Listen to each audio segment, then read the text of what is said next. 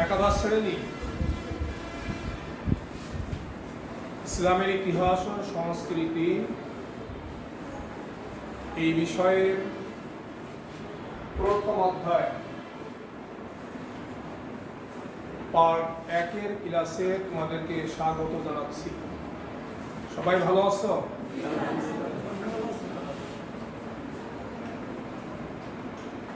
এর পূর্বের দিন তোমাদের বাড়ির কি কাজ দিয়েছিলাম?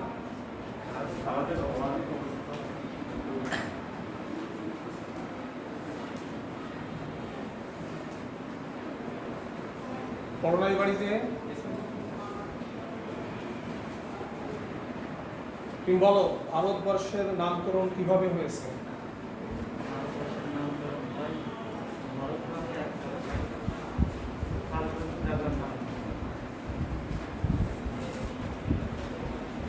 বসো। তুমি বলো, ভারতের সীমারেখা, ভারতবর্ষের সীমারেখা বলো। ভারত সীমারেখার দক্ষিণে অবস্থান। ভারতের দক্ষিণে ভারত মহাসাগর অবস্থিত। ভারতের পূর্বে মিয়ানমার, যেটা বার্মা নামে পরিচিত, এবং ভারতের পশ্চিমে আফগানিস্তান ও ইরাক অবস্থিত, এবং ভারতের উত্তরে হিমালয় পর্বতমালা অবস্থিত। জি, বসো। তোমরা সবাই পড়েছো? আমাদের আজকের ক্লাস ইসলামের ইতিহাস ও সংস্কৃতি বিষয়ে প্রথম অধ্যায়। কোন অধ্যায়? পার্ট 1। এই বিষয়ের এই অধ্যায়ের শিরোনাম ভারতবর্ষ পরিচিতি। অধ্যায়ের শিরোনাম কি? অধ্যায়ের শিরোনাম আবার বলো। জি। অধ্যায় থেকে আজকে আমরা যে প্রশ্নের উপরে আলোচনা করব, আমরা প্রশ্ন নির্ধারণ করেছি আরবদের সিন্ধু বিজয়ের প্রাক্কালে ভারতের সামাজিক অবস্থা। 712 খ্রিস্টাব্দে আরব কর্তৃপক্ষ সিন্ধু জয় করে নেয়। এই সিন্ধু বিজয়ের প্রাক্কালে ভারতের সামাজিক অবস্থা কিরূপ ছিল, এইটা হচ্ছে আজকে আমাদের আলোচ্য বিষয়। এই বিষয়ে যদি আমরা অধ্যয়ন করি, ক্লাস করি, আলোচনা করি, তাহলে আমাদের শিখনফল দাঁড়াবে কি? আজকের আলোচনার শিখনফল তৎকালীন ভারতের উত্তর পশ্চিম অঞ্চলের সামাজিক অবস্থা ছাত্র ছাত্রীরা বিশ্লেষণ করতে পারবে। উত্তর পশ্চিম ভারতে সামাজিক অবস্থা ছাত্র ছাত্রীরা বিশ্লেষণ করতে সক্ষম হবে। এটা হচ্ছে আমাদের শিখনফল। ঠিক আছে? এখন যদি আমরা ভারতের ওই সময়কার সমাজ ব্যবস্থা নিয়ে আলোচনা করি, তাহলে ইতিহাসের পাতায় যে বিষয়গুলো লক্ষ্য করে দেখতে পারবো, সেগুলো নিয়ে আমরা আলোচনা করব। বুঝতে পারছো? তাহলে লেখো,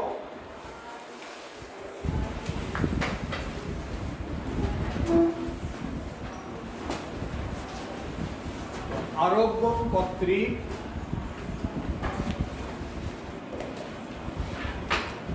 সিন্ধু বিজয়ের প্রাক্কালে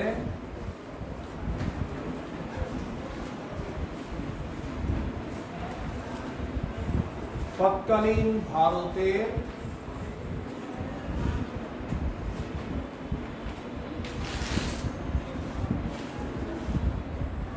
উত্তর পশ্চিম অঞ্চলের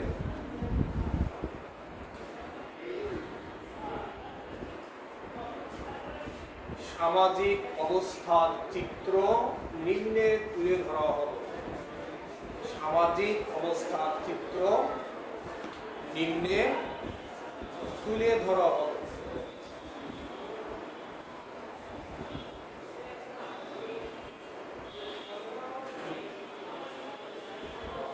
আমরা যদি ইতিহাসের পাতায় দৃষ্টি নিবদ্ধ করি তাহলে দেখতে পাবো ওই সময়ে ভারতের যে সামাজিক অবস্থা তাতে বিভিন্ন প্রকার কুসংস্কারের দ্বারা ভারতের অধিবাসীরা আচ্ছন্ন ছিল।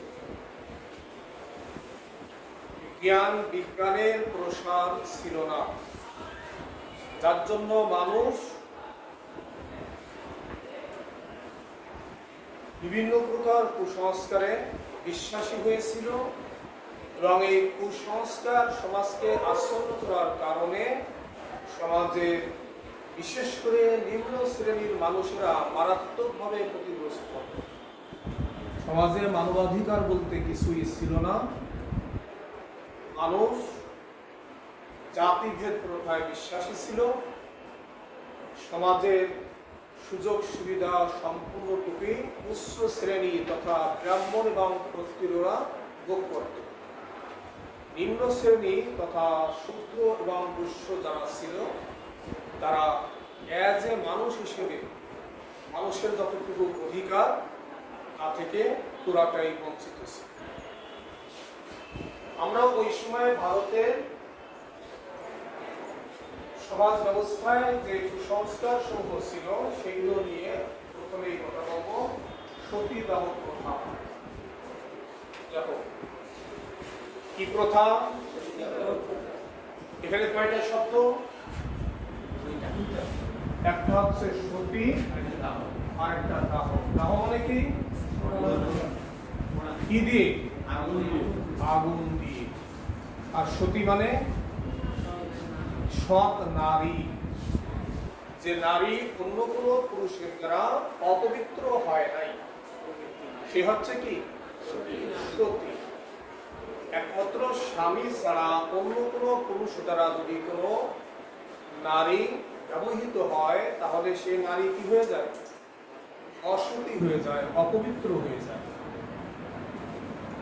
তৎকালীন ভারতে ধর্মীয় প্রথা ছিল যদি কোনো নারীর স্বামী মারা যায় তাহলে ওই নারীকে মৃত স্বামীর পাশে শোয়াই দেওয়া হবে। মৃত স্বামীর পাশে কাকে শোয়াই দেওয়া হয়েছে? জীবিত স্ত্রীকে। এরপরে সবাই ঢোল ডাগর বাজাতে বাজাতে শ্মশানে নিয়ে যাবে। এই মৃত স্বামীর সাথে জীবন্ত স্ত্রীর উপরও একটা পর একটা কাঠ সাজাই দেওয়া হবে। এরপরে কেরোসিন তেল ঢেলে দিয়ে দুইজনকে একসঙ্গে পোড়ায় দেওয়া হবে। এটাকেই বলা হয় সতীদাহ, সহমরণ, স্বামীর সঙ্গে মরে যাওয়া। একজন জীবন্ত নারীর অধিকার আছে তার এই পৃথিবীতে বেঁচে থাকার, কিন্তু স্বামী মারা গেছে এর জন্য তার পৃথিবীতে বেঁচে থাকার অধিকার নেই। মৃত স্বামীর সঙ্গে তাকেও পুড়িয়ে মারা হবে, যদিও ওই স্বামীর মৃত্যুতে তার কোনো হাত নেই। সাপে কেটেছে, স্বামী মারা গেছে। অ্যাক্সিডেন্ট করেছে, স্বামী মারা গেছে। মারাত্মক কোনো রোগ হয়েছে, স্বামী মারা গেছে। এর কোনোটাই কিন্তু স্ত্রীর হাত নেই। এই মৃত্যুর সাথে স্ত্রীর কোনো হাত নেই, কোনো সম্পর্ক নেই, তার কোনো দায় নেই। তারপরও একটা নিরপরাধ নিরীহ নারীকে মৃত স্বামীর সঙ্গে শ্মশানে নিয়ে পুরায় ছাই করে দেওয়ার পদ্ধতির নামই হল সতীদাহ প্রথা। অত্যন্ত ন্যাক্কারজনক, অমানবিক একটা প্রথা। এই প্রথাকে আমরা কুসংস্কার বলতে পারি। এই কুসংস্কারটাই ধর্মীয় মর্যাদা লাভ করেছে। বছরের পর বছর ভারতের নিরীহ নারীরা এইভাবে পুড়ে ছাই হয়ে গিয়েছে। রবীন্দ্রনাথ ঠাকুরের দাদা প্রিন্স দ্বারকানাথ ঠাকুর, রাজা রামমোহন রায়, ঈশ্বরচন্দ্র বিদ্যাসাগর ইন্দ্রা এই প্রথার বিরোধিতা করেছিলেন। এই প্রথা তুলে দেওয়ার জন্য আপ্রাণ চেষ্টা চালিয়েছিলেন, কিন্তু সক্ষম হন নাই। পরবর্তীতে যখন ইংরেজরা ভারত দখল করে নেয়, ব্রিটিশ লর্ড সংসদে আইন পাশ করে সতীদাহ প্রথাকে বেআইনি বলে ঘোষণা করে। এখন যদি কোনো ব্যক্তি সতীদাহ প্রথা পালন করে তাহলে 302 ধারায় হত্যা মামলার সে আসামি হবে। তারপরে দুঃখজনক হলো সত্য, এখনো ভারতের কিছু দুর্গম অঞ্চল আছে যেখানে সাধারণত প্রশাসনের লোকজন সহজে যেতে পারে না। এরকমই কিছু কিছু অঞ্চলে কিছু কিছু জায়গায় এখনো প্রশাসনের চোখ ফাঁকি দিয়ে সতীদাহ প্রথা, কট্টর যারা মৌলবাদী ধর্ম অন্ধ, তারা এই প্রথা পালন করে থাকে। সর্বশেষ 2018 সালে খুবই সুন্দরী একটা নারী, যে হচ্ছে নিম্ন বর্ণের, কিন্তু প্রেম সংঘটিত কারণে উচ্চ বর্ণের একটা ছেলেকে বিয়ে করেছিল। ওই ছেলে অ্যাক্সিডেন্টে মারা গেলে অনেক সম্পদের মালিক এই স্বামী, অনেক বড় লোক, এই স্ত্রী ভারতের আইন অনুযায়ী অনেক সম্পদ পেয়ে যাবে। এজন্য তার শ্বশুরবাড়ির লোকজনরা প্রশাসনের চোখ ফাঁকি দিয়ে ধর্মের দোহাই দিয়ে এই নারীকে পুরায় ছাই করে দিয়েছে। এটা নিয়ে অনেক হয়েছিল, অনেক লেখালেখি হয়েছিল, সংবাদ মাধ্যম বেশ কিছুদিন এটা নিয়ে খেটেছে। ক্লিয়ার? এরপর হচ্ছে কি নরবলি। মনের বিশেষ কোনো উদ্দেশ্য সফল হওয়ার জন্য তৎকালীন, তারপরে হলো গঙ্গার জলে শিশু বিসর্জন। একই উদ্দেশ্যে গঙ্গার ভিতরে যে দেবী আছে তাকে খুশি করার জন্য শিশুদেরকে কি দেওয়া হতো? বিসর্জন দেওয়া। এখন থেকে 2-3 বছর আগে ভারতের একটা চ্যানেলে এই সম্পর্কে একটা ধারাবাহিক সিরিয়াল হতো। সেখানে দেখা যাচ্ছে ছোট্ট একটা সুন্দরী মেয়েকে সুন্দর করে সাজায় গুছায়ে একটা ইস্যু করে বসানো হয়েছে। এরপরে সব ঢাকঢোল বাজায়ে নদীকে নিয়ে যাওয়া হচ্ছে। নদীর দুই পাশে 2টা নৌকা, তার মাঝখানে সেটাকে সেট করা হচ্ছে। অনেক আনুষ্ঠানিকতা নদীর ভিতরে করার পর 2টা নৌকা 2 দিকে সরাই নিয়ে যাওয়া হয়, আর ওইটা কি হয়ে যায়? নদীর মাঝখানে হয়ে যায়। এটা সেই সিরিয়ালে দেখেছিলাম। এই ধরনের প্রথা যেটা অমানবিক ওই সমাজে প্রচলিত ছিল। আরেকটা অমানবিক প্রথা ছিল, সেটা হচ্ছে কি জাতিভেদ প্রথা। তৎকালীন ভারতের সমাজে মানুষকে 4টে ভাগে ভাগ করা হয়েছিল। কয় ভাগে? 1 নম্বরে ব্রাহ্মণ, 2 নম্বরে ক্ষত্রিয়, 3 এবং 4 নম্বরে শূদ্র এবং বৈশ্য। তো বলা হতো যে পৃথিবীর যত সম্পদ সব হচ্ছে ব্রাহ্মণ, কিন্তু শূদ্র বৈশ্যরা কি করে?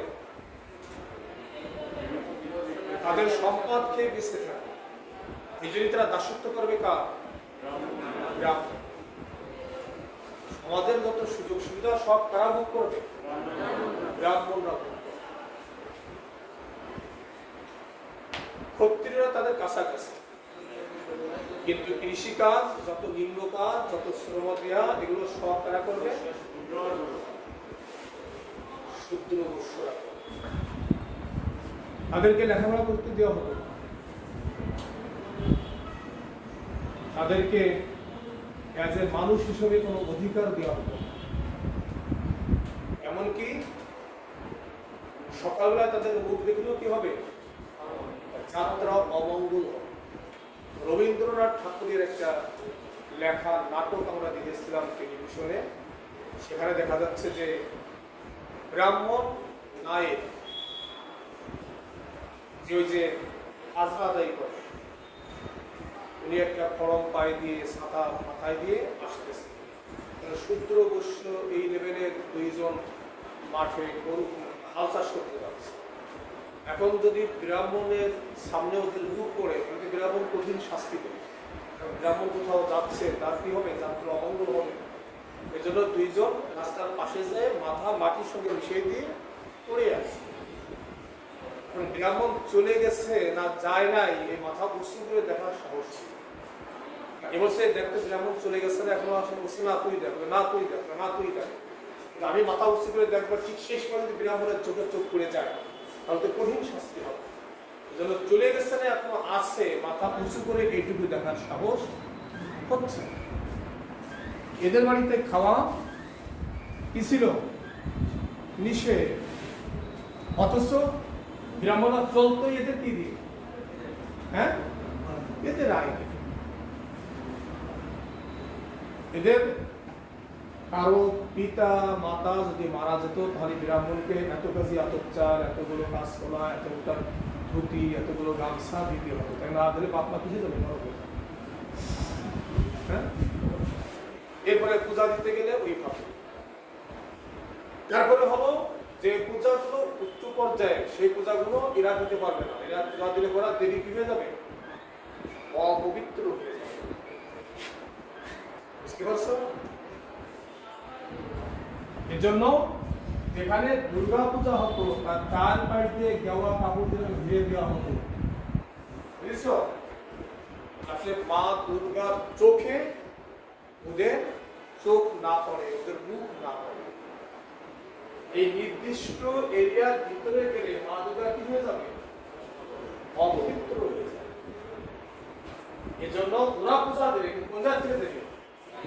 এই সীমানার বাইরে থেকে। এখান থেকে ধুতি, কাঁচকলা, আতপ চাল সব দেবে, সেগুলো ওরা নিয়ে যাবে, দুধ দেবে, এরা নিয়ে যাবে, কিন্তু এর ভিতরে গেলে মা দুর্গা অপবিত্র হয়ে যাবে। এর বাইরে থেকে একই ধর্মের লোক, একই দেবীর পূজা। ব্রিটিশ দল ক্ষমতায় আসে, ওরা সে আইন করলো যে এটা ধর্মীয় উৎসব, এটা সবার জন্য সমান। এর জন্য যার ইচ্ছা সেই দুর্গা পূজা করতে পারবে, কাউকে বাধা দেওয়া যাবে না। এবং যেখানেই পূজার অনুষ্ঠান আয়োজন হবে সেখানেই সার্বজনীন লিখতে হবে। কি লিখতে হবে? সার্বজনীন মানে কি? এখন যখন সার্বজনীন দুর্গা পূজা বলে, হ্যাঁ, কি লেখে? সার্বজনীন দুর্গা পূজা। এটি ব্রিটিশ সরকার লিখতে বাধ্য করেছে, সংসদে আইন করেছিল যার ইচ্ছা সেই দুর্গা পূজা করতে পারবে, কাউকে এগুলো সীমাবদ্ধতার মধ্যে আনা যাবে না। বুঝতে পারছো? এরপরে পৃথিবীতে যত ফল আছে সবচেয়ে ভালো ফল কোনটা? নারিকেল। কোনটা? এর একদম গাছ থেকে বের হওয়া থেকে শুরু করে কি পর্যন্ত পেকে যাওয়ার পরও 6 মাস ঘরে রেখে ব্যবহার করা যায়। মিষ্টি, ঝাল, কাঁচা সব রকম খাওয়া। এর ছোট্ট যখন বের হয় তখন তার পানি অত্যন্ত স্বাস্থ্যের জন্য উপকারী। তবে এরকমের ব্যতিক্রমধর্মী ফল দ্বিতীয় কোনোটাই নেই। একটা আন্ত 3 দিনও ঘরে রেখে পাওয়া যাবে, এটা 6 মাস রাখা যাবে। এই নারিকেল গাছ ব্রাহ্মণ ছাড়া অন্য কেউ লাগাতে পারবে না। ওরা ভয় ঢুকিয়ে দিয়েছিল যদি কোনো অব্রাহ্মণ নারিকেল গাছ লাগায় তাহলে তার বংশ ধ্বংস হয়ে যাবে। এইগুলো শুনে শুনে মুসলমানরাও লাগাতো। আমাদের দাদাদের সময়ে কোনো মুসলমান নারিকেল গাছ নিজেরা লাগাতো না, হাটে যে জোর কিনে নিয়ে আসতো তারে দিয়ে লাগাতো, যাতে আমার বংশ ধ্বংস না। আর আগে তো লাগাতোই না, এরপরে যখন লাগানো শুরু করছে কিন্তু নিজেরা লাগাতো না। বুঝতে পারছো? এইভাবে হাজারো কুসংস্কার তাদেরকে গ্রাস করেছিল। এরপরে যখন মুসলমানেরা এসেছে ওদের কুসংস্কারের দ্বারা মুসলমানেরাও অনেক কুসংস্কারে জড়িয়ে পড়েছে। যেমন রবিবারে ঘাস কাটা যাবে না, তাই না? আর কি আছে বলো? ভাদ্র মাসে বিয়ে হবে না, এসব কি ওখান থেকে আসা কুসংস্কার। এর দ্বারা মুসলমানেরা আক্রান্ত হয়েছে। বুঝতে পারছো? তারপরেও অধিকাংশ কুসংস্কার যখন এখানে মুসলমানদের এবং ভারতবর্ষের নাগরিকদের শিক্ষার অগ্রগতি হয়েছে, বিজ্ঞানের অগ্রগতি হয়েছে, মানুষ বিজ্ঞান শিখেছে, বাস্তবতা শিখেছে, আস্তে আস্তে এই কুসংস্কারগুলো দূর হয়েছে। তারপরও এখনো অনেক প্রকার কুসংস্কার বিশেষ করে ভারতীয় উপমহাদেশের নাগরিকদের আক্রান্ত করে রেখেছে। পৃথিবীর সবচেয়ে বেশি কুসংস্কার ভারতে আর আফ্রিকার কিছু রাষ্ট্রে। ভারতের কোথায়? আফ্রিকার কিছু রাষ্ট্রে কুসংস্কার। এইভাবে আমরা যদি ইতিহাসের পাতায় দৃষ্টি দেই তাহলে দেখতে পারবো তৎকালীন ভারতের সমাজ ব্যবস্থায় মানুষের জীবনের বিভিন্ন শাখা প্রশাখায় এমনভাবে কুসংস্কার জেগে বসেছিল যে কুসংস্কারের কারণে সাধারণ মানুষ, নিরীহ মানুষ, বিশেষ করে নিম্ন বর্গের মানুষেরা মারাত্মকভাবে ক্ষতিগ্রস্ত হতো, মানবাধিকার থেকে বঞ্চিত হতো। সব কিছু মিলিয়ে শান্তিকামী মানুষের জন্য, নিরীহ মানুষের জন্য, নিম্ন বর্গের মানুষের জন্য বসবাস করা ওই সমাজের মানুষের জন্য অসম্ভব হয়ে গিয়েছে। এর প্রেক্ষিতে যখন মুসলমানদের আগমন ঘটছে, এই যুগে যুগে নির্যাতিত নিষ্পেষিত নিম্ন বর্ণের হিন্দুরা ঝাঁকে ঝাঁকে ইসলাম ধর্ম গ্রহণ করেছে। কেন করেছে? আমি ইসলাম ধর্ম গ্রহণ করার সাথে সাথে একসঙ্গে দাঁড়িয়ে নামাজ পড়া শুরু করে। অমুক আগে যাবে, তোমার পিছিয়ে যাবে, এরকম কোনো মাসালা আছে নাকি? নেই। তা আমার তো ইসেই যাইতে দেয় না। কোথায় যাইতে দেয় না? আমার তো মানে আমার সব কিছু দেয়, কিন্তু আমাকে শুইতে দেয় না, কাছে যাইতে দেয় না। হ্যাঁ, এই যে আমাকে এত হেয় করে রাখা, নিচু করে রাখা, আর আমি শুধু কালেমা পড়ার সাথে সাথে ওদের সমান হয়ে যাচ্ছে। আমি আগে গেলে মসজিদে আগেই দাঁড়াবো, আমাকে কোনো বাধা নাই। এই যে সামাজিক দিকে যে মর্যাদা, এই আত্মমর্যাদা বোধ তাদেরকে ঝাঁকে ঝাঁকে ইসলামের সুশীতল ছায়াতলে নিম্ন বর্ণের, বিশেষ করে শূদ্র বৈশ্য হিন্দুরা ইসলাম গ্রহণ করেছে। আমরা তৎকালীন ভারতের সামাজিক অবস্থায় যে সমস্ত কুসংস্কার বিদ্যমান ছিল তার উপরে আলোচনা করলাম। এখন যদি তোমাদের কোনো প্রশ্ন থাকে, প্রশ্ন করতে পারো।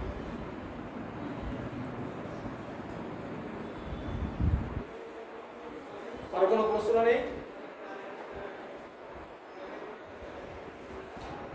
একটা প্রশ্ন নেই? জি বলেন।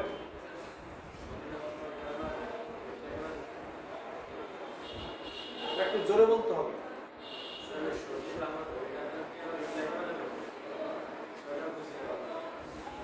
আচ্ছা বসো।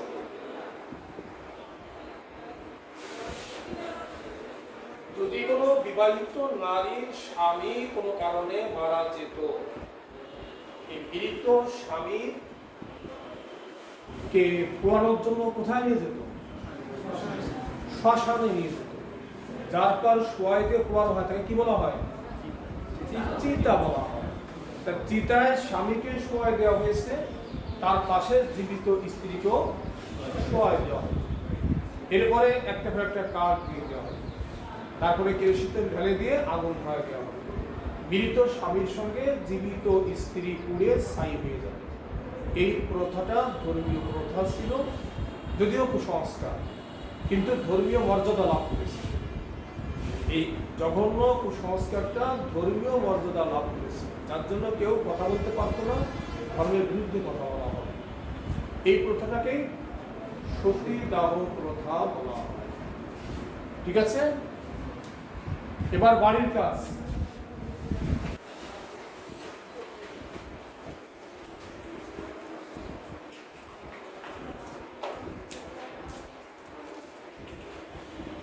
মানে একক কাজ বাড়ির থেকে করে আনতে হবে।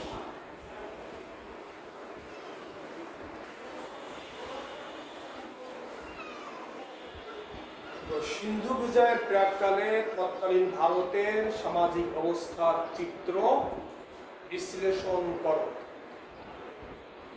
সিন্ধু বিজয়ের প্রাক্কালে তৎকালীন ভারতের সামাজিক অবস্থার চিত্র বিশ্লেষণ করো।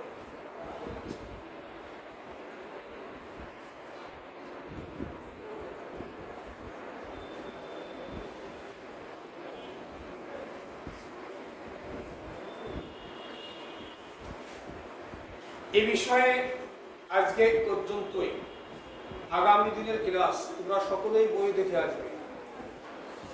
আগামী দিনের ক্লাস দেখো।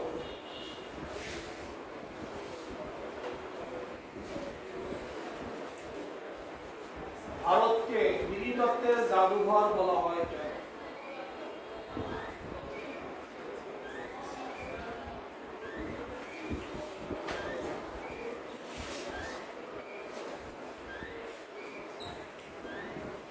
ভারতকে নৃতত্ত্বের জাদুঘর বলা হয় কেন? নৃ মানে কি?